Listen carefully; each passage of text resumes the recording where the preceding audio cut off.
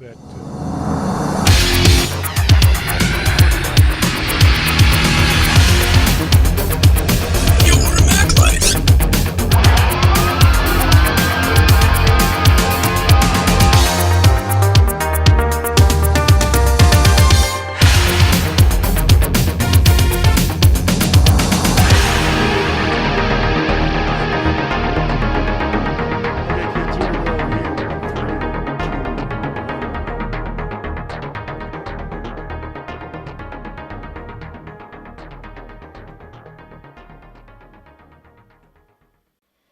Welcome to Your Mac Life show number 925 for Wednesday, March the 12th, year 2014. I'm your host, Sean King. Thank you guys very much for joining us. All you folks in the live IRC chat room who are watching live on tape delay via YouTube, or you folks who are in the Google Hangout, or like the vast majority of you, tuned in via the archive. Did you guys see the story? Today is the 25th anniversary of the World Wide Web. It was turned on or invented or thought up, whatever, by Tim Berners-Lee. Tim Berners-Lee. On this date, 25 years ago. And the cool thing is, that means that we turned on Mac broadcasting 20 years ago next week. So only 5 years after the World Wide Web came online, I decided to do this Mac broadcasting thing. Isn't that...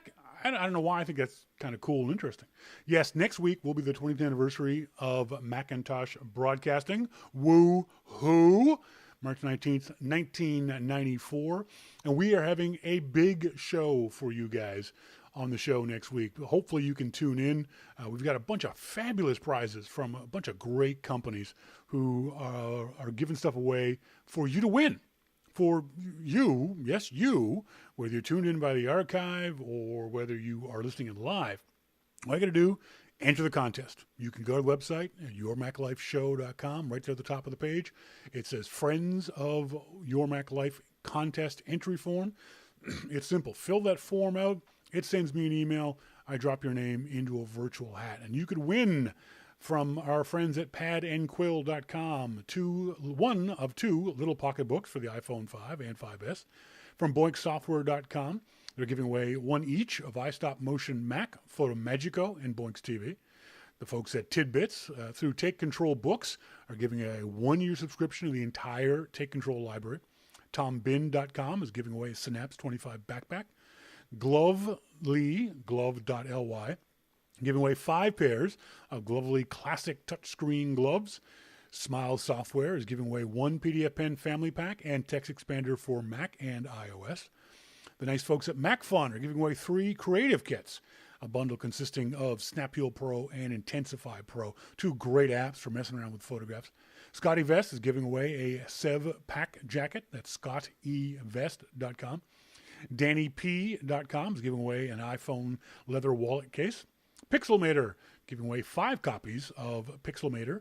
Topaz Labs is giving away a complete collection of photography enhancement and editing software. Great software. That's a almost $400 value of software. Primo Visto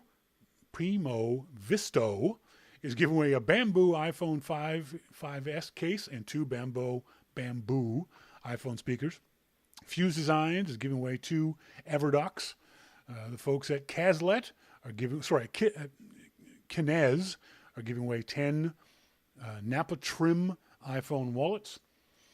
The folks at NiftyDrives.com are giving away 3 Nifty mini drives. And the nice folks at Backblaze are giving away 3 1-year unlimited online backup subscriptions to Backblaze at backblaze.com. So thanks very much to all those companies. So the drawing is next week. So between now and then, make sure you got your entry form in, because it'll take all day, all show, to give away all of this stuff. So please get that entry form in. Or even better, for me and for you, subscribe to Your Mac Life at $2 a month, $5 a month, $3 a month, $7.27 a month, whatever. You do that, and I automatically put your name in the virtual hat on your behalf each and every month. We're also giving away $50 in cold, hard cash on tonight's show. from someone who's entered the contest. So if you've done it already, you're already eligible. You still have time to the end of the show before we give away the $50 thanks to our Secret Santa. On tonight's show, we'll be talking to Jim Dalrymple of The Loop at loopinsight.com. Jim is in Austin, Texas at the South by Southwest Music Festival. He's taking in the iTunes Festival. He also did a really interesting interview with Eddie Q, one of the bigwigs at Apple and one of the organizers of the iTunes Festival. And he asked the question I would have asked Eddie Q. Why now? You've been doing this you've been doing the iTunes Festival in London for I think the past 10 years. Why are you bringing this to America and in particular South by Southwest? So we'll talk to Jim about that interview and talk to him about him hanging out at South by Southwest and the trouble he may or may not be getting into. We'll also talk about the photography class. I'm trying to get this thing off the ground, this beginning digital photography tips and tricks class. The site is live, sppclass.eventbrite.com. You can actually go to the front page of the Your Mac Life Show website, and right there on the front page of the site, you can sign up for the class right there if you so choose, right there from the... Sorry, I didn't get the audio on that one. There, built-in audio. Now you can hear me. The class is an on-demand class, so that's the key. That's something I probably didn't explain well enough at the beginning. That no matter what time you choose, it sends me an email, and then I email you back and say, okay, when do you want to do the class? Do you want to do it Thursday evening at 6, Saturday morning at 9? If you are in Kuala Lumpur, you need to do it at 3 a.m. your time or 3 a.m. my time, I can do the class for you. It's a fun class. As I said to people, I'm not a professional photographer. I'm a professional explainer. And that's the thing. I can explain this stuff to you guys in English. So please check that out. It's a way for me to make a little bit of extra cash and pass on the photography stuff. I love teaching people how to take better photographs with the camera you already have. That's the other key. You don't got to go buy a new camera. You don't got to go buy a point and shoot or DSLR. If you've got an iPhone, the class can help you take better iPhone pictures. If you've got a point and shoot, better point and shoot pictures. If you're lucky enough to have a DSLR, better DSLR pictures. So please check out the class and sign up. And again, on demand, one-to-one on demand, just like we're doing now in the Google Hangouts. That's how we would set it up. You guys would join the Google Hangouts, and I would do the class live, online, on demand. Did you see, we'll talk probably more about this a little bit later. Oh, how many of you guys, email onair@yourmaclifeshow.com if you have any questions, comments, or anything else like that, about anything we talk about on the show. You can join us in Google Hangouts. You can watch the video live there in Google Hangouts. You can also join us on the website at yourmaclifeshow.com and join the IRC chat room. We encourage you guys to jump in there. We've got some new, I've encouraged a couple of new listeners, John and Ellen. Thanks both of you guys for being there. Ellen asks, by the way, I'll get this out of the way, do the artists really perform for free? At the iTunes London Festival, yes, they did, Ellen, and it can only be assumed that they're also working for free at the iTunes South by Southwest Festival. So I think it's one of the things that Kanye West was ranting about. Last month, you may have heard Kanye West bitching about something, and this is probably what it is, that he didn't want to work for free. Apple invited him to the South by Southwest iTunes Festival. He apparently said he wouldn't work for free. That's fine. I have no problem with that. I don't work for free. You guys don't work for free. Very few people work for free. It's not work. It's called volunteering. But I have no problem with Kanye saying no, they wasn't going to do it. I have a problem with him bitching about it, but that's neither here nor there. Have you installed iOS 7.1 on your iOS device? John said it actually perked up his iPhone 4. I've installed it on my iPad Air and on my iPhone 5S. Some things to get used to. Apple messed around with the shift key for no readily apparent reason. The font seems a bit thicker chunkier, which may or may not be a good thing. I may not even notice it in 2 or 3 months. What are your thoughts about it? What are your thoughts about iOS 7.1? Email me at onair@yourmaclifeshow.com. I'd love to hear what you guys think about the 7.1 update. Brian Monroe says, answering calls is different, Sean. I wouldn't know. I don't get phone calls, so I honest to God, have no idea whether or not it works better that way. I'm going to get Jim Dalrymple on the phone here because my music machine isn't up and running. I don't know why. I don't have Jim's theme music. So if you guys just bear with me for a second while I pot down my microphone and get Jim on the line. So you're going to hear some dead air for you folks who are listening to the archive. So, sorry, if you listen to the live show, here's some dead air. If you listen to the archive, ignore all this stuff because you'll still hear sound. Be right back.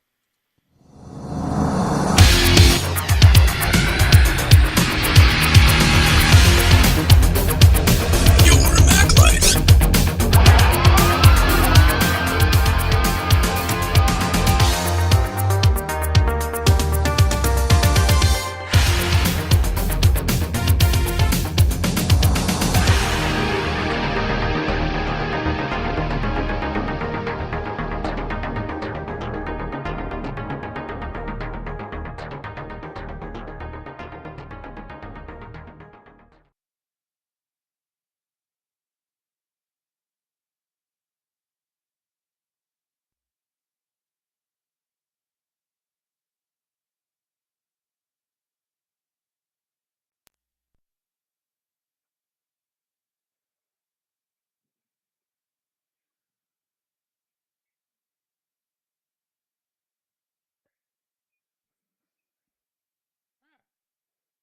I have no idea how to hear Jim. Jim, hang on a second. How did I not do this? I did this wrong somehow. Hang on, hang on, hang on. This is me flailing around trying to find which volume button I need to turn on so I can hear Jim. Jim, can you hear me? I'm here. There you are. Sorry about that. The volume potted down while I was getting you on the phone. How you doing? Are you enjoying Austin, Texas? Is that where I am?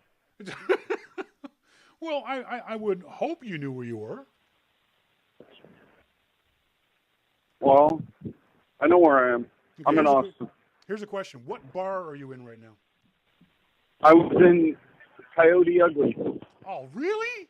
You know, you're in Austin, Yep. Texas. Don't go to Coyote Ugly. Yeah. You just bring down the whole class of the place. You got to go to a dive bar somewhere. Come on. I walked past and they were playing Guns N' Roses and there were bartenders dancing on the bar. So yeah, I stopped. You stopped. That's right. Sorry, I stopped. I understand completely. I'll admit it. you I'm not going to tell you which one made me stop, but one of those two made me stop. You got into Austin a couple of days ago. You went to the iTunes Festival last night, but before that, you did an interview with Eddie Q. Yeah. Congratulations. That's kind of cool. Tell us about the interview. Did you guys do it in a bar? Please tell me you did it in a bar. No bar. Ah, but I did it at iTunes Festival. You did it at the iTunes Festival, which is the reason why you went and the reason why Eddie was there. And you asked, as I said to the audience, you asked the question that I would have asked him is, what took them so long? What did he tell you? Yeah. Yeah.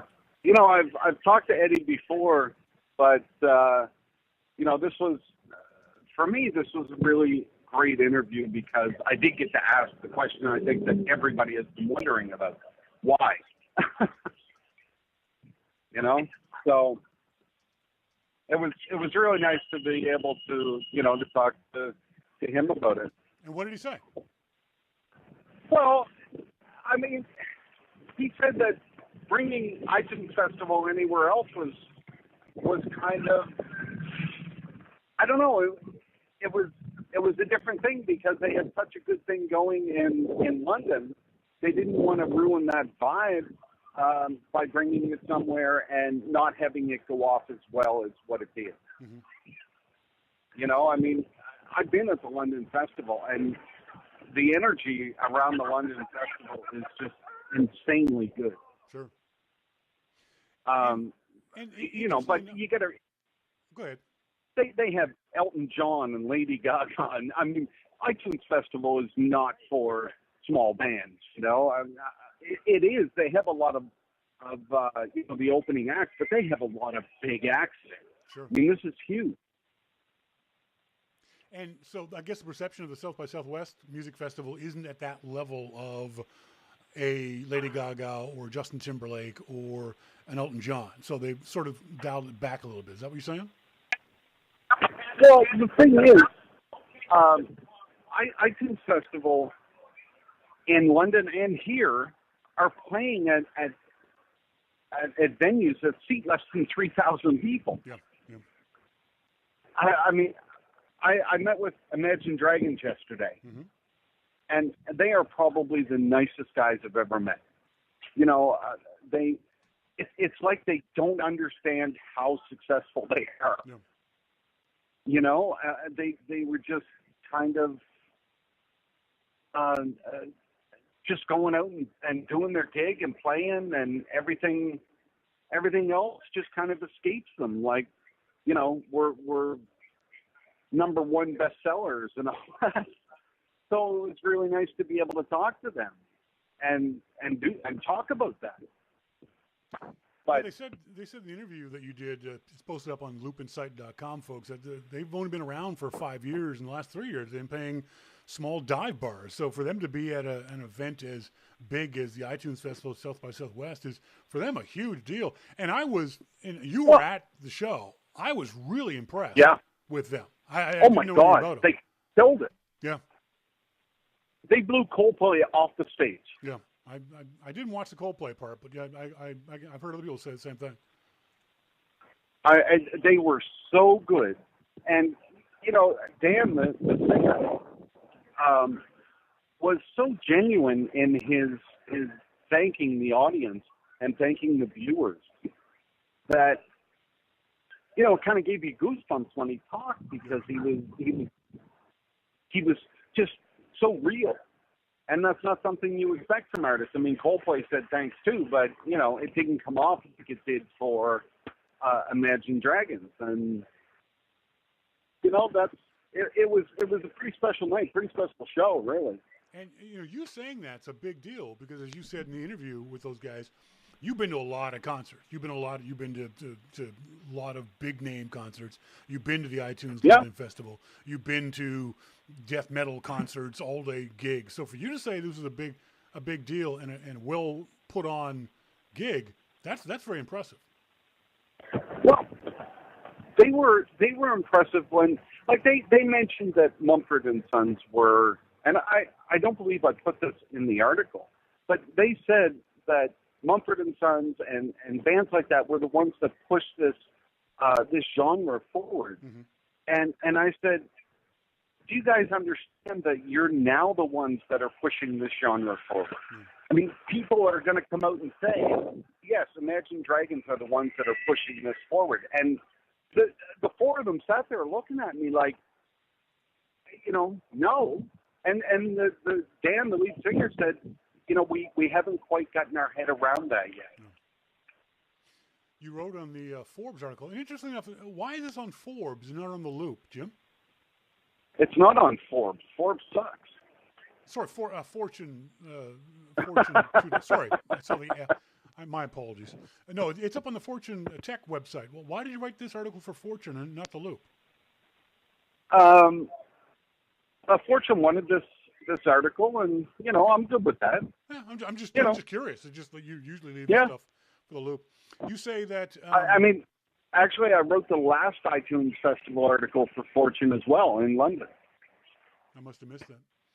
You said that part of what made the two iTunes festivals I've attended so special is they didn't feel like corporate events. Explain that to the audience who may not understand that reference. Well, when you go to a concert, you walk through the venue, whatever the venue is, especially a small venue, everything is magnified. So if there's a sponsor for the venue, usually they have their banner everywhere. It's everywhere you walk, you know? And it's just like, oh God, there's another banner. You know, it's kind of sickening, really, because it's so prevalent, and it's really supposed to be about the bands and the music. So when you walk into iTunes, the outside of iTunes has an iTunes Festival banner. I think I posted a picture of that on Twitter, and that's really about it. When you get inside, there's nothing Apple. You know, there's nothing that says, you know, that this is Apple putting it on. It's about the bands. It's about the music. And I was really impressed with that. And it kind of hit me when I was here that there are 3 signs on the front of Austin City Limits here. One is iTunes Festival with an Apple logo. The others are what bands are playing tonight. That's it. Yeah. You know, there's not, when you walk inside, they have a couple of television monitors with iTunes Festival on it.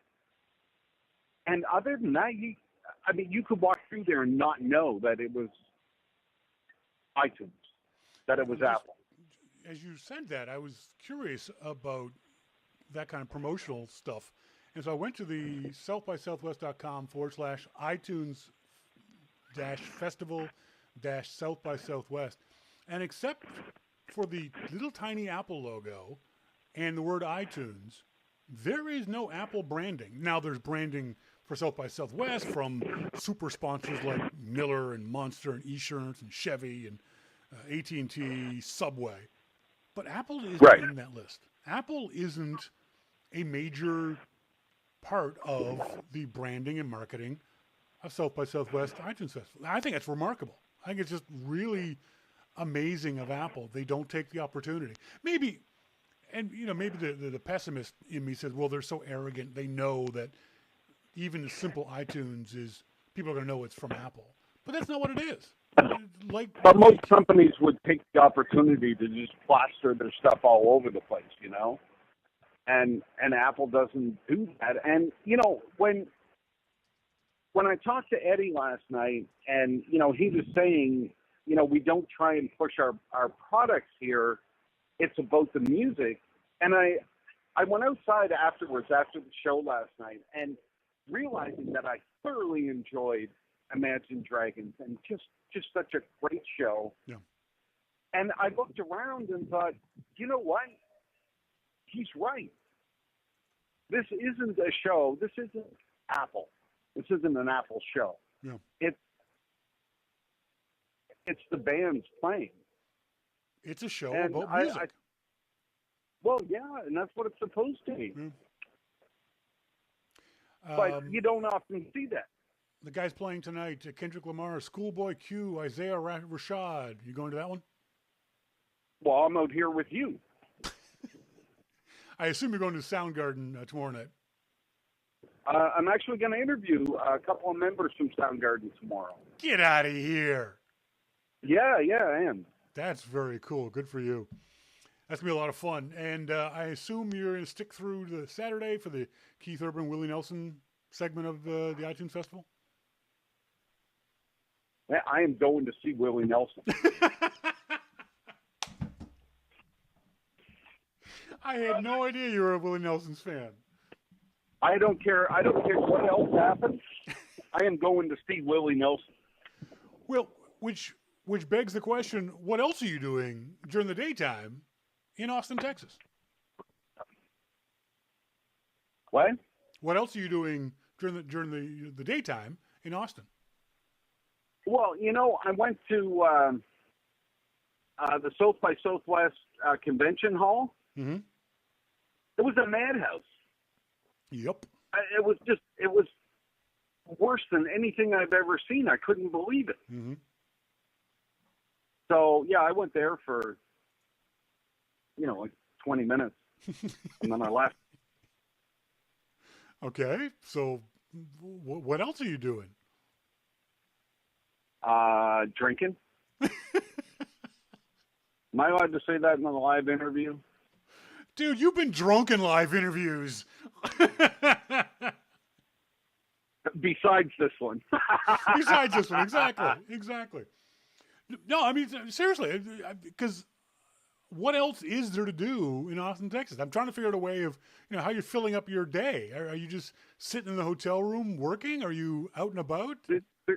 There's not much else to do besides drink and go to shows. I mean, no, that's Austin. Honestly, I spent the majority of the afternoon in a Starbucks, actually, writing these stories.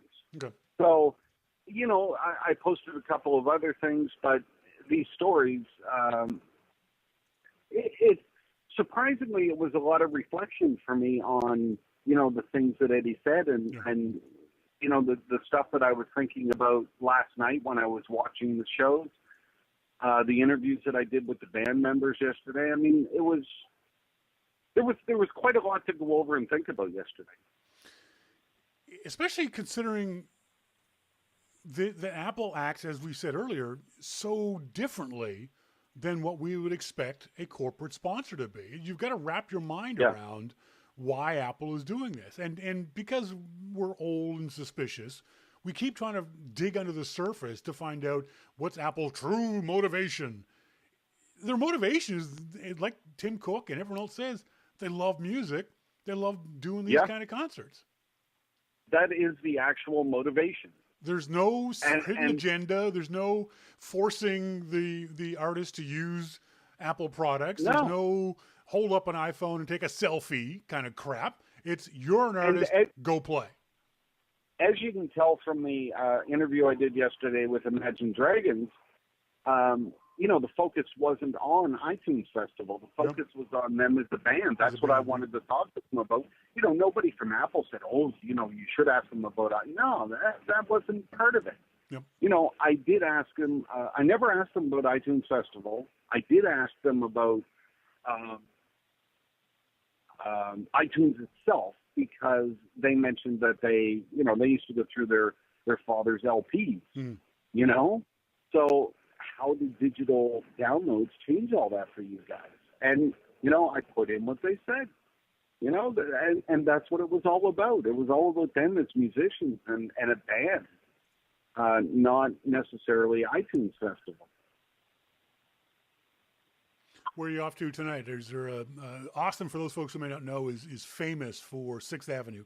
And there are probably 100 bars there with 75 bands, especially during a South by Southwest. There was 100 bars in a block on 6th Avenue.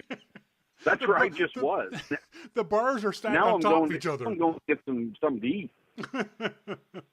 Is there a band you're going to go see tonight, or are you just going to hang out in 6th Avenue? What are you up to tonight? I'm going to sleep in a ditch tonight. So same thing as you usually do at home. Exactly. Well, I know I appreciate you doing this. Sorry for the screw up. I thought you were Mountain Time, but no, you're Central Time in Austin, Texas. I'm going to let you go so you can go enjoy your evening. I really appreciate you taking the time out to talk to us about South by Southwest there from Austin. Congratulations on the interviews with Eddie Q and Imagine Dragons, and really looking forward to the interview with Soundgarden. So hopefully we'll see that sometime probably on Friday, right? Yeah, probably on Friday, yeah. I'll talk to them tomorrow afternoon, so that's going to be actually, you're the first one to know that I'm going to be interviewing. I'm looking forward to it. So go have fun tonight. Don't tell anybody. We should have said that earlier, because I tweeted it earlier. Yeah. No, I didn't. Thanks, man. You have a good night. All right, thanks. See you, bye. I didn't want to keep Jim on the phone too late. If you've ever been to Austin, Texas, if you love music, if you're a music fan, Austin, Texas is just freaking amazing. It's literally 6th Avenue has got hundreds of bars, and in those hundreds of bars are bands of every possible shape, style that you can imagine. And it's really cool. So for a music lover like Jim, I didn't want to keep him too long and prevent him from getting out there and enjoying himself. I said earlier in the show that, I got the story already queued up, so let's do this one. Microsoft will release a new version of Office Mac this year. Do you care? Does anybody care? This is one of those stories where this used to be a really big deal. This used to be really important to the Macintosh community. This used to be almost an event. Microsoft would announce and show this stuff off at Macworld Expos. They would have the second biggest booth at a Macworld Expo after Apple, just to show off and demonstrate Office. That hasn't happened in years. Now, there's a large percentage of people, certainly enough for Microsoft to make plenty of money, but a large percentage of people in offices, in businesses, who will, as they have with every revision, buy this version of Office. Less than before, but certainly enough to make Microsoft a nice chunk of change off Office. But how about for the average person? Is anybody out there looking forward to buying the next version of Microsoft Office for the Macintosh? Is anyone out there going to buy? And I'm saying if you're an average user, not for your business, but say personal use, small office, home office type stuff. Email me to onair@yourmaclifeshow.com telling me why. Why not? A lot of folks have found workarounds through iWork and Pages and Numbers and Keynote.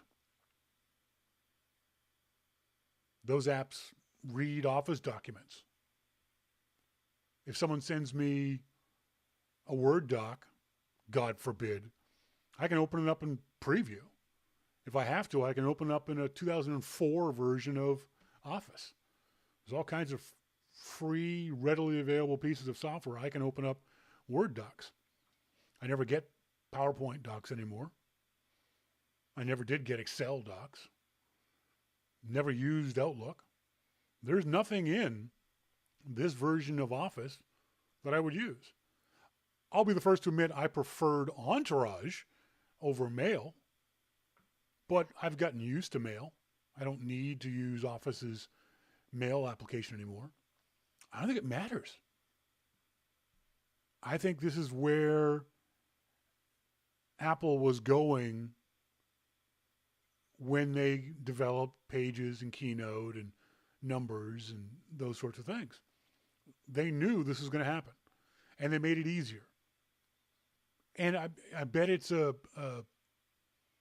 going to say chicken and egg, but I don't think it is.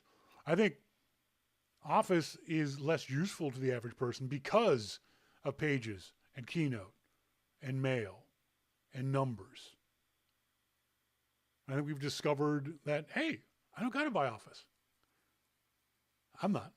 How about you? On air at yourmaclifeshow.com. Let me know what you guys think about the next version of Office. I'd be willing to bet most folks are not going to care. Here's a question I want to ask my American friends. Did you see this? This is not a Mac thing. This is just a thing. Did you guys see this? Go away. I hate these websites that pop up with these things. President Obama on Funny or Die video with Zach Galifianakis.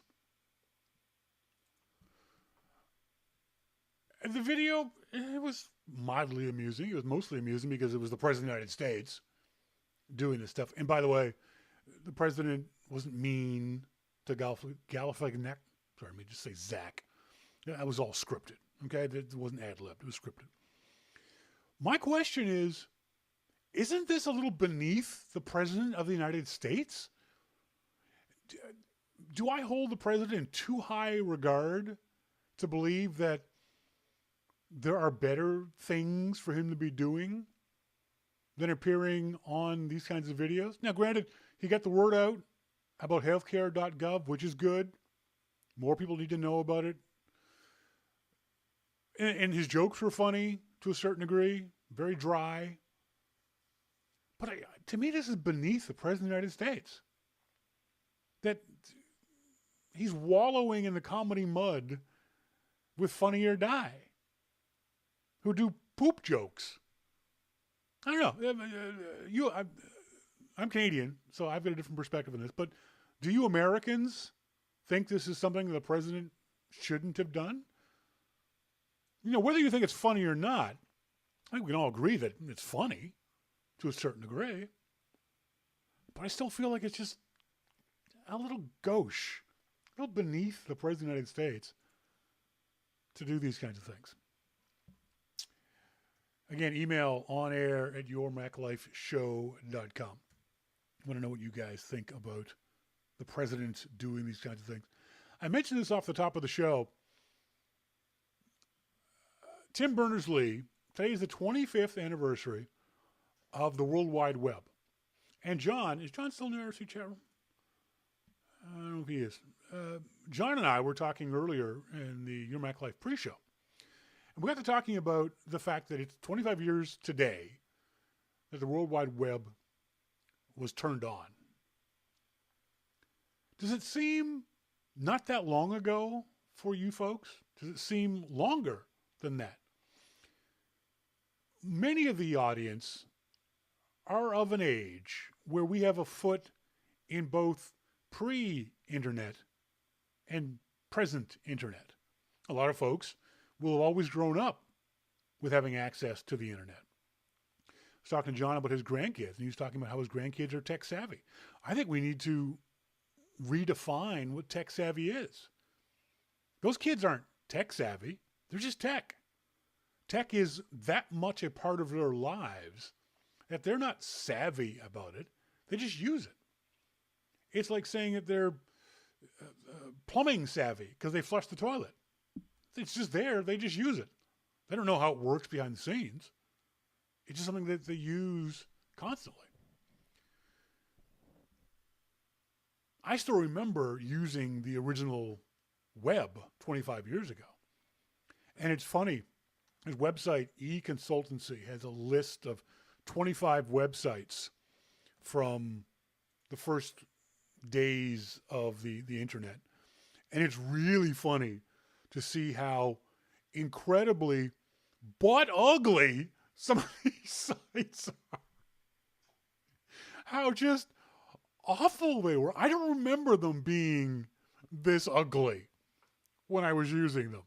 I think the magic that was occurring on screen as we use these sites outweighed any design aesthetic we may have had about them. But it is very, very funny to look at these pages. Oh, stop it.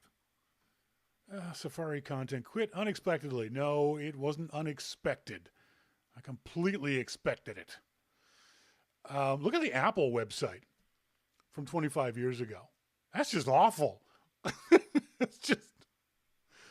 I remember that interface, because that was the same interface they used for the DVDs that they would send out to people, or CDs at the time, that they send out to us consultants, us marketing folks. But it's just, to me, hilarious how horrendous. Look at the BBC website.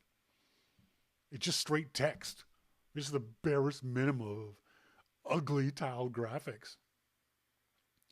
The other thing that really strikes me is, and I have no idea what it would look like today, but, and we'll get into this conversation, the 5 years after the World Wide Web turned on, I sat in a small little studio in Port Coquitlam, British Columbia. It's a suburb of Vancouver, at an ISP that I was working at the time. And they had a real audio studio. And for some reason, and we'll talk more about this on next week's show, on the actual 20th anniversary of Mac Broadcasting Origin show, we were arrogant enough to start broadcasting on the internet. Only 5 years after the World Wide Web. And I'm not claiming some sort of vision or any prescient knowledge that this is where the future is. We were just doing this thing. Literally, then as now, flying by the seat of my pants. MacMan says, hey, real audio or real audio? No, it was real audio. Capital R, E-A-L, capital A, U-D-I-O. Because you couldn't stream audio in any other kind of way. Remember, Apple didn't have QuickTime streaming until I think it was 1999, QuickTime 4. We were using a real audio setup at the time to do the streaming of the show. But it's fascinating to me that 20 years ago, 25 years ago, this web thing started. And 20 years ago, we started doing audio on the internet. It's just really interesting. And as I was talking to John about his grandkids and his kids, he mentioned the fact how he almost has to force his grandkids to go outside and be social. But you can be social inside too. I mean, we can be social right here in the IRC chat room, be social via email, on Twitter, Facebook. We have more ways of being social now than we did the day before the World Wide Web. Is that good or bad? I still remember getting the first email from someone in England who had listened to the show. And it blew my mind that somebody on the other side of the continent, on the other side of an ocean, on the other side of the planet, was listening to me and responding. It was so cool. To this day, I still love getting emails from everybody, but more so from people outside North America. I don't know why. I just really do. I get an email from Thomas in Denmark, or some Jason Painter, who's probably listening live in Australia. It's just, just so cool. I think we're differently social now. You know, as John and I were saying, when we were kids, before the World Wide Web, to be social meant going outside, knocking on Timmy's door. Hi, Timmy's mom. Can Timmy come out and play? And you go to the playground and you'd play baseball or pick up sticks or hang on the monkey bars, whatever it might be. And the other thing is you had to learn to get along with everyone in your social sphere, everyone else in the playground. You had to figure out some way, I don't like that kid over there, so let's go play over here. But you still had to share the playground with them. Nowadays, one of the downsides of our social aspect is that we can pick and choose who to be social with. And the downside of that is we tend, as human beings, to stick to our same groups, whether it be religious, ethnic, racial, nationality, political. We tend to only be social with those who affirm and reflect our present beliefs. I was telling John the story about when I was a kid, I had to be social, deal with the kid who lived 4 blocks down named Torfoyne. Torfoyne, on a regular basis, used to kick my ass. Regular basis, almost daily. And I had to figure out a way to get through my day, my life, without getting my ass kicked by Torfoyne. Nowadays, I can unfriend him. I can unfollow him. I don't got to have Torfoyne in my life. I don't have to deal with him. I don't know if that's a good or bad thing. Sorry, Ellen, I got to mute you. Why is Ellen special that I can't mute her? For some bizarre reason, her and Dave McKnight, I can't mute them. It's strange. But anyway, it's kind of interesting how the World Wide Web has made us both more social and to a certain degree less social. You know, I've got people I know, I don't necessarily call them friends, but people I know literally around the world that literally any time of the day or night, I can go on, for example, Twitter and talk to any number of a couple of hundred people. I know late at night, after midnight, 2 o'clock in the morning here, I can talk to Jay Earl in Scotland. I can talk to Dar X-Mac in Denmark. I know that early in the morning, my friends in the West Coast or East Coast are up and on Twitter. By noon, my friends on the West Coast are on Twitter. And you can have that conversation all day long about things. And that's great. I love that. I love being able to chat and talk to all these people. But I'd also like to be able to go out for a beer with somebody, to be really social, to actually leave the house. I have not left this apartment in 2 weeks. I've gone down to the grocery store, which is like 4 blocks away. That's it. I no longer have those interpersonal social interactions where you go to a pub and have a beer and you say hi to the waitress and you talk to some stranger who's bar flying, or you're sitting across from a buddy and watching a hockey game. I don't have those interactions anymore. And I really miss them. Do kids who have grown up with the World Wide Web, with this Facebook and Twitter and this interaction, do they feel the same way? Do they need to have that interaction? I don't know. I honestly don't know. Email me onair@yourmaclifeshow.com. I'd love to get your thoughts on this kind of stuff. Very curious to know how everyone else is thinking about these sort of things. Brian Monroe says, being social with people that are like us is less stressful, less arguments. Yeah, I see that, and I understand that.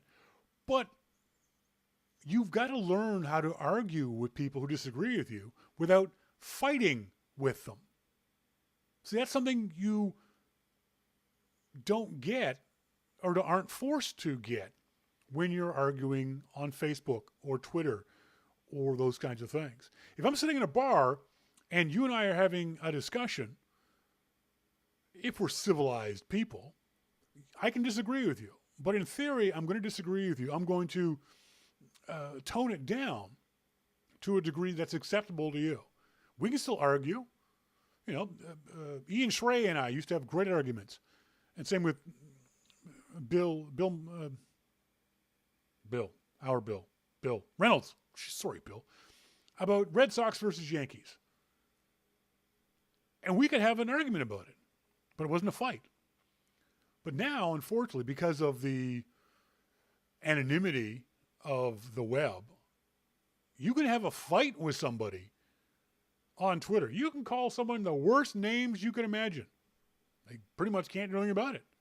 You can vent. You can scream and yell and curse and do whatever you want. Things you would never do in real life. And by the way, before someone accuses me of doing that, there's nothing I have ever said on Twitter that I wouldn't say to someone's face. Okay? Just in case someone's thinking about bringing that up. Like, Sean, you fight all the time on Twitter. Yeah, but I fight the exact same way as if I were in person. So keep that in mind if you ever see one of my Twitter fights.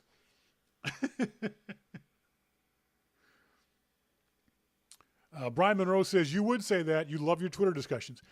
You're right, Brian. But part of it's because those are the only discussions I get. That's the only time I communicate to human beings is through these screens for my day. I don't have a job where I go and talk to people in the lunchroom or over the water cooler or in a cubicle. I don't have those interactions. I don't know anybody. I know literally 2 people in the city of Vancouver. And one of them doesn't like me very much. And she won't go out for beer with me. So, you know, if you don't have that circle of friends, all the friends I had in college and afterwards, they've all moved out of Vancouver. They're in Germany or in Vernon or in Toronto or anywhere else across. They've dispersed throughout the world. And so if you don't leave the house, you don't make new friends. But you can't get new friends unless you leave the house. So, anyway. Let me think. Monty says, Sean can say things other people can't. Why is that, Monty? Why don't other people... See, because from my point of view, as abrasive as it may seem from the other side, I'm just saying what I think. Why can't others? Why don't others? I say what I think with no thought, for better or worse, of the consequences of what I say. It's what I think. If you were watching the pre-show earlier, again, my apologies to Ellen. Ellen didn't know that I'm half black. Under these lights, I'm very, very pale. Under any lighting conditions, to be fair, I'm very, very pale. And so I did a joke about proving to her I was black. My brain knew that joke was in poor taste as I was thinking it. But I still said it anyway, because that's what I was thinking. There's no filter. And that's a bad thing at times. Hopefully it's a good thing most of the time. If nothing else, everyone knows where I stand. No one ever has to think, I wonder what Sean meant by that. I didn't mean anything by it, except for what I said. Maybe it's I'm the last honest man on Twitter. I don't know. I prefer more people were open and honest. That's all I've ever wanted in my interactions with people. Just be open and honest. You can say anything to me. Anything. If you don't like the sound of my voice, you can say it. I have no problem with that. You don't like what I say on Twitter or the way I do things, you can tell me. I'm open to criticism. I've always asked for criticism. I will not be offended. Unless you call me names, in which case I'll call you names back, but, you know. But open and honest is my thing. It's what I want. It's what I want to do. It's what I want to hear. It's who I am. So, anyway, I don't know how we got off on that little rant. OS 7.1. Have you installed OS 7.1 on all of your iOS devices? What do you think? My first thought was, as we said earlier, the shift key thing confused me. In the sense that, why'd you change the shift key? There was nothing wrong with the shift key. Of all the things you could have changed, Apple, that's the one thing you could have left alone. I installed iOS 7.1. I did a backup. Installed 7.1. And then wanted to go on Twitter to say, hey, I installed iOS 7.1. I open up my Twitter app. And I look at I was like, the shift key, is that on? Is that off? I can't freaking tell. I couldn't tell. I pushed it. Well, okay. Pushed it again. No. The shift key was fine. The other thing that threw me off a little bit was the text got chunkier, fatter. And that's something I'll probably get used to, but I wasn't expecting it. I've said before I need to go get glasses. I can't afford them right now, but I know I need to go get glasses. And one of the problems that I've noticed is on small text, things get blurry. They get fatter. So now all of a sudden, the text on my iPhone in Twitter and Mail, and the keyboard basically, is now twice as fuzzy, which is a bad thing. So I'm not a fan of that. His Shadow says the same thing that John said in the pre-show. There's been a noticeable speed up in iPhone 4s. It's actually made them, as some people have described it, useful, which is a good thing in an iPhone. Apple's got a couple of new settings. The HDR works the way it should have worked from the beginning. In other words, HDR should stay on until I turn it off. Finally, that's in iOS 7.1. There's a new calendar view. Brian Monroe was talking about the new buttons for receiving phone calls. I never get called by anybody, so I don't know anything about that. But I've heard those are nice. Those are good. Touch ID fingerprint recognition is improved. That's good. I noticed a few times it was annoying having to do it once or twice or three times. Apple says that an occasional home screen crash bug has been fixed. Dude, it wasn't on occasional. It was on a regular basis we got that crash. Now, I haven't seen that crash at all. I don't know about you guys, but I haven't seen that home screen or that app screen crash at all anymore in iOS 7, which is good. But overall, I think I talked to a couple of engineering friends at Apple, and they said one of the issues, I said, this is the OS Apple should have released for OS 7. He said, yeah, but we were under a time crunch and we had to get this stuff in at a certain time. These are the things that just didn't make it in time, or things that we couldn't get coded in time for the iOS 7 release. I get that. I understand that. There are issues involved that force Apple's hand at times. I think this is a good upgrade. It's interesting to see that there's a page dedicated to 7.1 on the Apple website, which is fairly unusual for a .1 update for Apple. So keep that in mind. His Shadow says, I have 3 iOS devices and I haven't seen that crash more than a total of 6 times. I saw it very infrequently on the iPad, but very regularly on the iPhone 5S, literally once a day. And there was no consistency to it. It wasn't if I was in Calendar or if I was in Twitter or a photo app.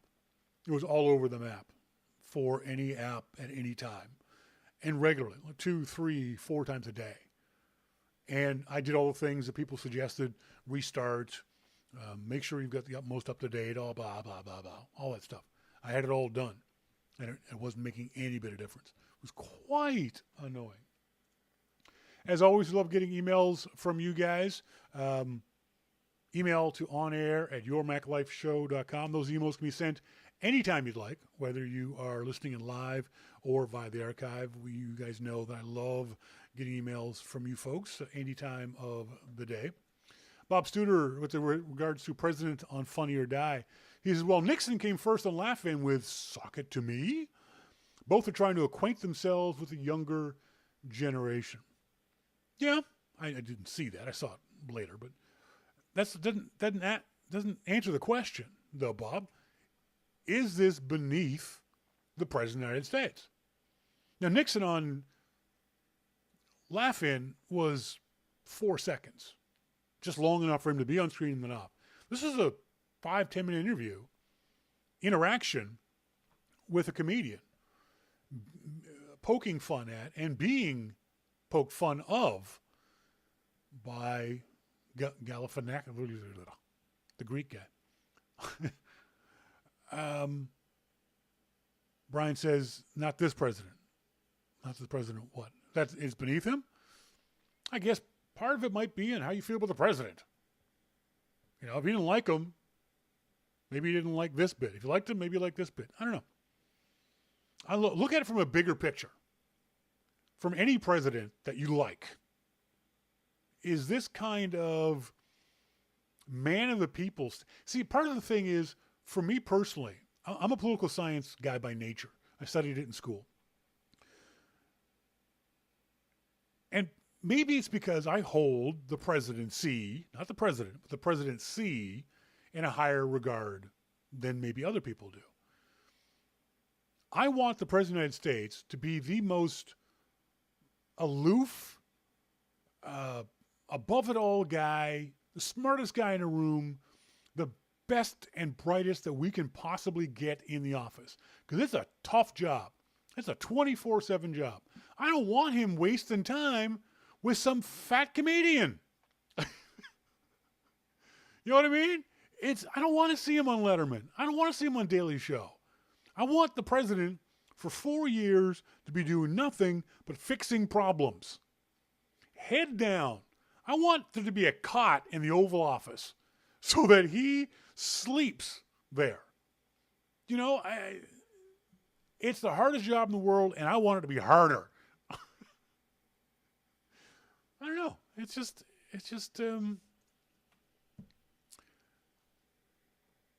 again, maybe it's my personal feeling towards the presidency more than anything else. As I said, emails to onair@yourmaclifeshow.com. I get an email. I want to say big thanks to, I'll save that. For our friend Roddy Paws sends an email, says, I know you mention often that you don't like distractions in cars that can take the driver's focus off the road. Yet you don't like the idea of driverless cars. I would think you would love the idea. The best way to keep a driver from causing an accident may not let the idiot drive. Personally, I love driving as much as I love getting a cavity filled when the Novocaine doesn't take effect. I moved to a place where I could walk to as many things as I possibly could. So, if 95% of all vehicles on the road in a year from now are driving themselves, which I know is unreasonable, it would not be soon enough for me. The reason I hate driving is all the crap other drivers do that stress me out. If I could let my car drive, I would love to. Self-driving cars would always signal, not drift into another lane without warning, properly merge, not slow down to look at an accident, and so many other things stupid people do. Here in South Florida, there are stickers that say, check twice for motorcycles. Well, I can only check once most of the time, because before I can check a second time, the blur that was the motorcycle has already passed me at over 100 miles an hour. Most of the time, I don't even know they're behind me until they're right next to me. Thanks for the email, Roddy Paws. Now, he said, Sean, you don't like the idea of driverless cars. No, I don't think I said that, and if I did, I misspoke. I don't like the idea of driverless cars for me. I love driving. I love the act of driving. I love getting into a vehicle and turning the wheel and navigating the roads. I should be a limousine driver or a taxi driver or some sort of guy who 12 hours a day is driving, because I love driving. That's why I ride a motorcycle. A motorcycle is the purest expression of the act of driving. If you love driving, you'll love motorcycling even more, because you're even more involved in the act of driving on a motorcycle. In a car, you steer. That's pretty much it. Your foot's in the gas. If you're lucky enough, you have an automatic, and all you ever do is put your foot in the gas and do this. On a motorcycle, your left hand is doing something. Your right hand is doing something. Your left foot is doing something. Your right foot is doing something. Depending on the kind of motorcycle, your butt is doing something. Your body is leaning forward and back and side to side. It's a full body experience on a motorcycle. So yeah, I hate driverless cars, but I agree with you, Roddy. I'd like to see other people who feel the same as you, who don't like driving, who aren't good at driving. I'd like to see them get into driverless cars, but I'll never buy, use, want a driverless car. I just absolutely hate the idea of having that joy, not control so much, but that joy taken away from me. Brian Monroe says, but yeah, you can fall out of a motorcycle. You're right, and I've proven it. I've got the scars to prove it, yet I still love motorcycling. Brian says, way too many of us driving is a chore for commuting. Yeah, I agree. For a lot of folks, it is just the chore. Monty, ask Sean's wrist how much of a full body experience a motorcycle is. Yeah, I agree. And I fully accept, understand, and acknowledge the risks of motorcycling, which is why distracted driving bothers me so much. I accept the risks that I put on myself in a motorcycle. I manage that risk by wearing a helmet, by wearing armored gloves, by wearing an armored jacket, by wearing armored boots, by having a good quality motorcycle, by looking around me at all times, by being focused on the driving. I manage the risk. The problem is when some idiot in the car next to me is on his phone or talking on the phone or using possibly CarPlay or some other in-dash entertainment system, he is increasing my risk and I can't manage him. I can't stop him from doing that thing that he's doing that's increasing my risk. So, Brian Monroe, also when it rains, it's so much nicer to be in a car. Yeah. There are a few things that suck more on a motorcycle. There's cold and rain. And it's not just the getting wet aspect of rain. It's the fact that you get 2 points of contact to the road on a motorcycle. You got 4 in a car. If you ever hydroplaned in a car, imagine doing that on a motorcycle. Oh, orifice will clench. You will get some parts of your body that will just seize shut, man. Not fun at all. Gary Apter talking about this. To begin with, I'm not a perfect driver.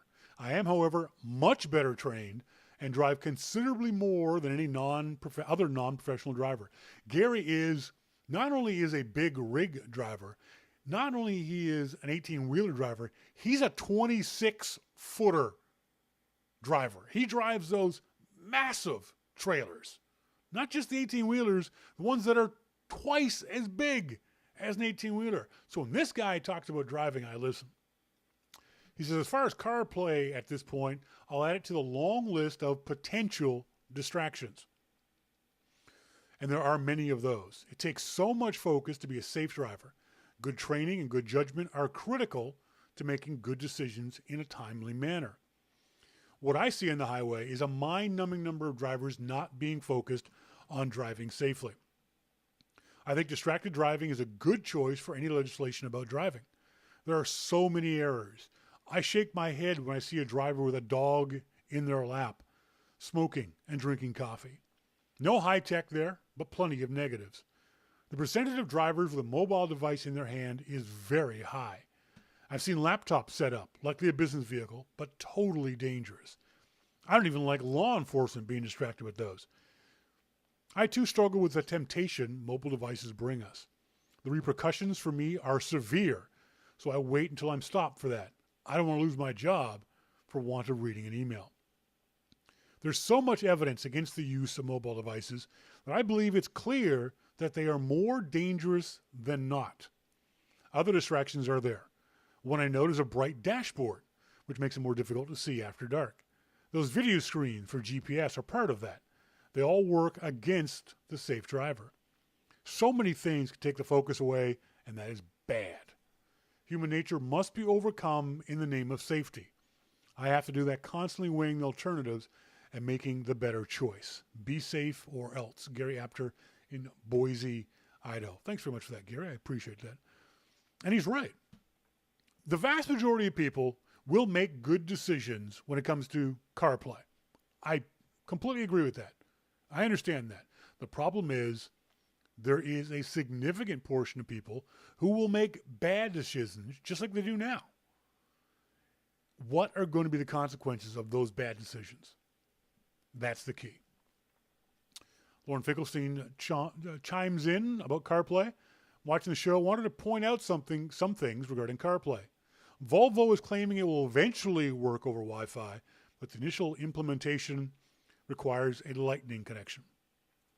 Also, there was a study a number of years ago comparing driving safety of holding a phone in your hand versus using a hands-free system. There was no appreciable difference between the two, both were more dangerous than drunk driving. Distracted driving is always dangerous driving.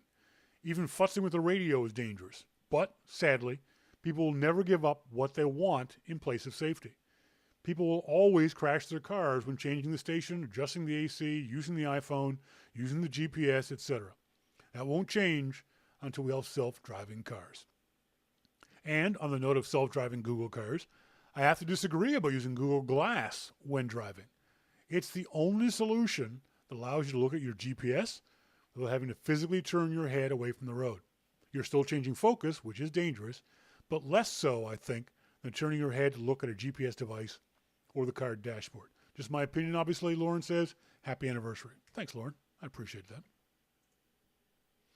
Brian says, I assume you're talking about this, the techpinions.com article, I think written by Brian Hall. Yeah, I think that is what I'm talking about. Our friend Ron Klutz, Captain Ron, the official pilot of the Your Mac Life show. Ron says, Sean, it's interesting you bring up Sly's credit card issues. Just yesterday, my bank alerted me to a fraudulent charge for $5,199.60 for electrical parts from a Salt Lake City company. Wasn't me. Plus, there were a few smaller ones before that as a test, then the big charge. So my debit card has been canceled, but they can issue a new one in a nearby branch, no waiting. Folks, set it up so that your bank sends you a text or an email or some sort of notification for every single time your credit or debit card is used. Every time. Because, as Ron said, they had done a bunch of test charges ahead of time. If he had seen the test charges ahead of time, the $5,000 charge wouldn't have gone through.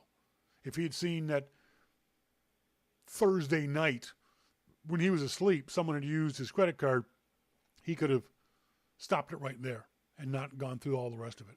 So go to your bank, go to the website, turn on text notifications, turn on email, turn on whatever you got to turn on. And if your bank doesn't have it, use a bank that does. dump that bank, dump that credit card. It's too easy. There are too many insecure places, Target and Starbucks and 7-Eleven and any number of places where we give out that information.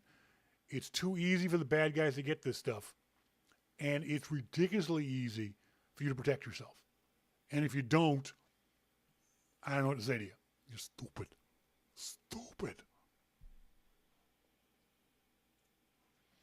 Brian Monroe in the IRC chat room says, you're correct. People do need to have email alerts turned on for abnormal charges. They do a good job from what I've seen.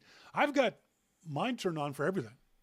If I go to Tim Hortons and buy a coffee for 99 cents, I get an email from my bank saying that. I want to know every single transaction, not just the big ones, not just the major ones, not just the ones for $5,000. I want to know every single charge that gets hit on my debit card. Monty says public safety employees, police, fire, EMS, have been talking on two-way radios for years without being distracted and being in an accident every day for years. Ditto for long-haul truck drivers and CB. Why is talking on the phone so much more of a distraction and so dangerous? Monty, how do you know that public safety employees have been talking on two-way radios without being in accidents? I can show you all kinds of times where a police vehicle, a fire vehicle, an EMS vehicle has been in an accident. Maybe that accident was due to talking on the two-way radio. Maybe it was due to distracted driving. We don't know. And you can't assume that none of those accidents are due to distracted driving. Talking on the phone is so much more of a distraction that's been proven.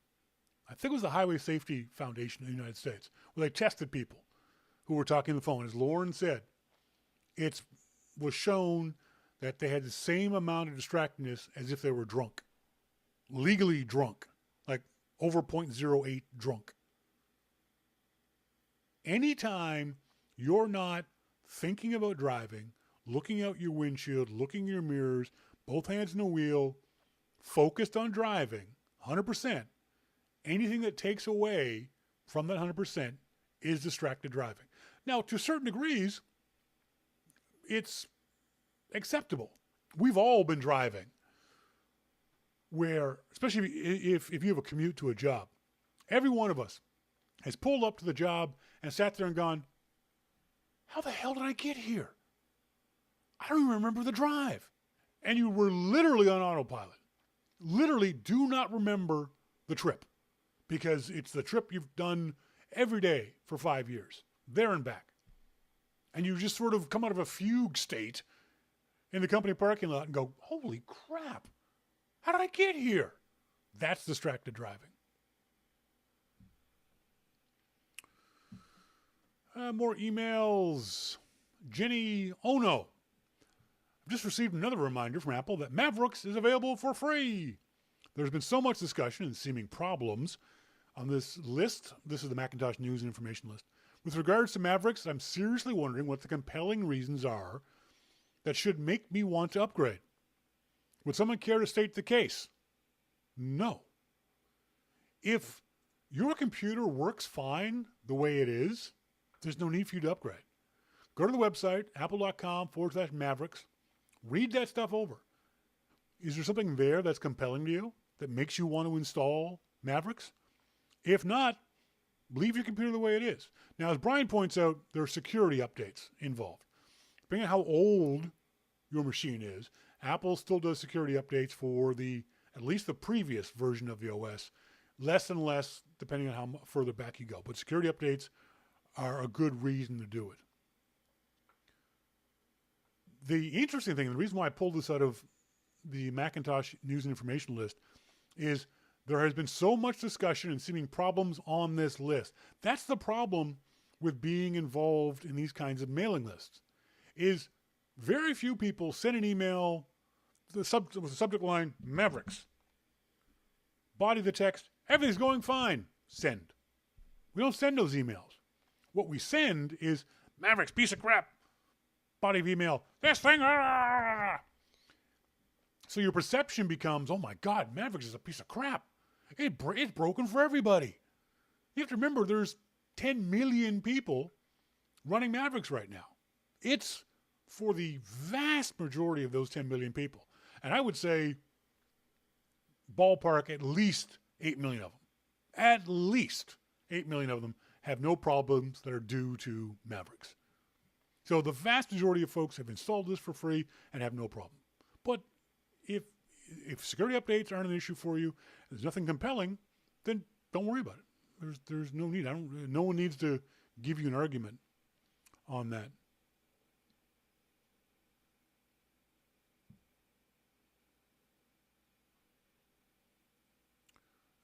Let's see. We got about 10 minutes to go. I want to say thanks to these folks. Big, huge thanks to my buddy Bill Campo, our favorite Bill. Bill has sent a PayPal donation for rent and sustenance. Thank you very much, Bill. I appreciate that. Bill's also therefore being dropped into our virtual hat, where he could possibly win fabulous prizes on next week's 20th anniversary of Mac Podcasting Show. I also want to say hi to Michael Hurst, to Gerald Thomas, and to Lawrence Templeton, all new subscribers to Your Mac Life. I want to appreciate that. Oh, also to Mark Schott and Matthew Duffy, also new subscribers to Your Mac Life. It's easy. You can go to the website at yourmaclifeshow.com. On the left-hand side there, we have the link to the PayPal account where you can subscribe to Your Mac Life for $2 a month, $5 a month, $7 a month, whatever it is that you want to do. The money comes to us directly, right into my PayPal account, and I use it this month to pay rent. That reminds me, I guess I wasn't clear on last week's show. I got a bunch of comments from folks via Twitter. Folks, you guys I may not have been clear. The SIG is gone. She's moved to Prince Rupert, British Columbia, 18-hour car ride away. She couldn't find a job in her field here in Vancouver. She's a hotel manager. And so she found a great job up in Prince Rupert. Unfortunately, it's in Prince Rupert. So she's gone. Not a lot more I can say about that. The biggest issue is not only have I lost a girlfriend, rent has become an issue. Food has become an issue, which is why I encourage you guys to subscribe. But I got a deal for you. I'm not just asking you to subscribe for the sake of subscribing, although if you want to, please do. I put together this startingpointphotography.com beginning tips and tricks online, on-demand class. And what that means is you can go to the website, yourmaclifeshow.com, and right there is the link to Brian Monroe, the Little SIG too. Even worse for Alessandra, the Little SIG has to stay here for school. She likes the school area. She likes the school she's in. She likes the school she's going to. So unfortunately, the Little SIG is staying here with her dad. So poor Alessandra is up there in Prince Rupert all by herself. She can't even see her daughter. She can't see me. She can't see her daughter. She is up there. So yeah, that's a whole lot worse. So what I've been doing is set this class up, and the class is live video using Google Hangouts, just like we're using now in the show, and it's interactive, so you'll be on video if you choose. You'll be able to talk to me directly, ask questions directly. You'll be able to text, chat with me to ask questions. It's a one-on-one class. If we get a maximum, the classes are a maximum of 5 people, but they're also on demand. Even if you go to the website and you see it says, please select a date to attend, just pick any date, anytime. Doesn't matter. Because what will happen is I'll contact you and set it up an exact time. So pick a day that's close to the day that you want to do it. And then I'll email you. And if you want to do it at noon on a Saturday, I'm here. We'll do it at noon on Saturday. The class itself is 10 tips. Actually, more than 10, but 10's a nice round number. 10 tips, tricks, and techniques that I guarantee you, I promise you, will make your next photograph better than your last photograph. Without any technical gobbledygook, without any confusing terms, with just plain English. Understandable, easy to grasp. As I say, I'm a professional explainer. I'm good at explaining things. I'm not a pro photographer. I'm a talented amateur, but I'm a really good explainer. The other great thing about the class is that it's using the camera you already have. You don't got to go buy a new camera. This isn't a class for only those folks who have a digital single lens reflex camera. This is a DSLR. If you have one of these, great. I can teach you how to use it better.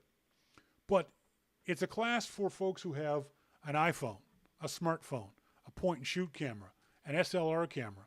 It's a class for anyone who likes taking photos, who wants to make their photos better. So I'd encourage you to check it out. Send me email, Sean@yourmaclifeshow.com. If you have any questions at all, I would appreciate it, especially for you folks who are on Facebook and Twitter. If you mention this to your friends on Facebook and Twitter, I would appreciate that. I want to get the word out as much as I can. I got no money for advertising, so this is all going to be word of mouth. I promise the class will be worth it. This is the same class I did at Macro Expos for 3 or 4 years. And at Macro Expo, you rate your instructor. At the end of the class, there's a form you fill out. And the rating is out of 5. And I got no lower than a 4.7 rating out of all my classes. I'm a good explainer. I'm a funny guy. I'm entertaining. This will be 2 hours of the most fun you'll have learning about photography. Now, if you're a subscriber to Your Mac Life, you get a 10% discount. If you've joined our mailing list, you already got the email for the 10% discount. You can sign up using that particular URL for the 10% discount. If you have been a subscriber for more than a year, you get the class for free. Doesn't matter at what level you were subscribed for a year. If you were subscribed at $2 for the year, you get it for free. If you were subscribed for $10 for the year, you get it for free. Just send me an email saying that you've been a subscriber for a year and we'll work out a time. And if you subscribe a year in advance, higher than $2. So for $5 or more, if you pay a year in advance, you get the class for free. Starting now. So if you go to subscribe and put $50 into my PayPal account, we will set it up so that you can get the class and are also signed up for the virtual hat contest thing. It's also set up through eventbrite.com. I heard from several people they weren't really crazy about using PayPal. Well, you can now sign up for the class without having to use PayPal. You can use your credit card. They got, looks like they got Amex, Discover, MasterCard, Visa. So you can also sign up that way. So I'm trying to find new ways to make some money, basically. I want you guys to sign up. I want you guys to learn to take better pictures. 90% of people out there have some sort of camera, whether it's a camera phone, an iPhone, a point and shoot, SLR. But out of that 90%, I'd say 65 to 75% of them are dissatisfied with the pictures they take. And one of the problems is you don't know why. You don't know what, you take this picture, you go, oh, that's crap. But you don't know why it's crap. I can teach you why it's crap and how to make it not crap next time. That's the thing. You're not going to fix your old photos, but it will fix your new photos. Anyway, Bob Studer. Bob, you got a great point. And you're right. I've heard this before. He says the president. We Americans want the president to be a man of the people, not aloof. Yeah, I've heard that from people before. And I think it's just a different way of looking at the president and the presidency.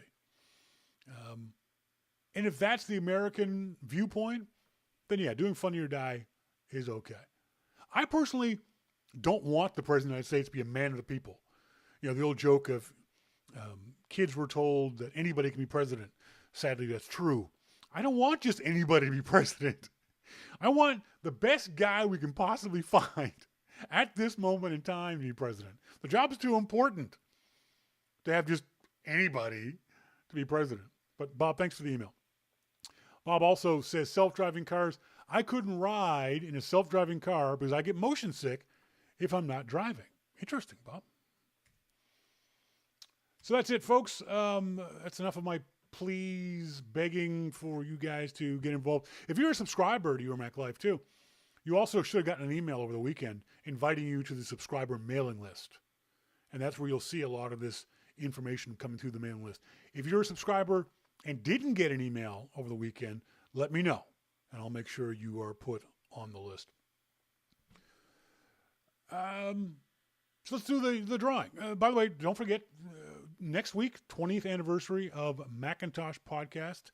Thank you very much to these great companies, the nice folks at Pad and Quill, Boinks Software, Take Control Books, Tom Bin, Glovely, Smile Software. Big shout out to our friend and now formerly of Smile Software, Gene McDonald. Gene has left Smile Software and has now gone to work full-time for the App Camp for Girls. So congratulations to Gene on that. Thanks to MacFun, Scotty Vest, Danny P, Pixelmator, Topaz Labs, Primo Visto, Fuse Designs, Connects, Nifty Drives, and Backblaze. All those prizes were given away on next week's show. So make sure if you're tuning to the archive, you get that entry form in, because I'm going to have to spend, probably about half an hour giving stuff away. So make sure you have your entry form in or subscribe to Your Mac Life. We've got $50 in cold hard cash. Thanks very much to our Secret Santa. Let me go to the list, the subscription list. There it is. And I keep saying, I'll keep wanting to say his name, but we have a Secret Santa who for the last 4 weeks gave me $200 to give away, $50 a time to lucky listeners to the Your Mac Life show who have subscribed to the show or filled out one of the contest entry forms. So please send good thoughts to our Secret Santa. All right, let me get this list here, and I'm not going to look. I'm scrolling through the list. Somebody in the IRC chat room say, Brian Monroe already did it. Look at that. He jumped the gun. He got me to say stop. This thing's going to stop. And it's going out to Bernhard Schmidt. Bernhard Schmidt is in Munich, Germany. Congratulations to Bernhard. I'm sending you Deutschmarks. No, I'm sending you euros. And my apologies, Bernhard, it's still going to be $50. I'm not giving you 50 euros. I think 50 euros is like $75, isn't it? Thank you very much, Bernhard Schmidt in Munich, Germany. Thanks for listening. I said earlier, I guess it's a thrill when people outside of North America are tuning into the show. So that's kind of cool. Thank you very much, Bernhard. $50 US cash will be sent to you. I'll send you an email and you can get it via PayPal or some other way that you so choose. Folks, that's it for tonight's show. The big show is next week, the 20th anniversary of Macintosh podcasting. It's going to be the origin show, the show where I tell all the secrets, all the skeletons, all the dirty hidden details. No, it's not going to be like that. But we're going to talk about how long I've been doing this. If you have an origin story, what's your origin story for Your Mac Life? Whether you started listening 2 days ago, whether you started listening 10 years ago. When did you When did you first start listening to Your Mac Life? Why did you start listening? How did you find out? I know a lot of folks found out through the Mac Addict magazine. There used to be a CD in the Mac Addict CD, now the unfortunately named Mac Life magazine. And there was video on there. We used to put the show on that CD. Macworld magazine, when they used to give out CDs, we were on that magazine. We were advertising in Macworld magazine back in the days when we had money. So there's all kinds of ways you guys can. I'd love to hear from the audience as to what your origin story is with your Mac life. So I want to say thanks very much to everyone for being tuned in here. As always, thanks to you folks who are tuned in via the archive or tuned in via the live show, via YouTube, via IRC, via Google Hangouts. I really appreciate you guys being here as always. So until next week and the big show, the 20th anniversary of podcasting show, as always, I've been Sean King and you've been tuned into your Mac life. See ya!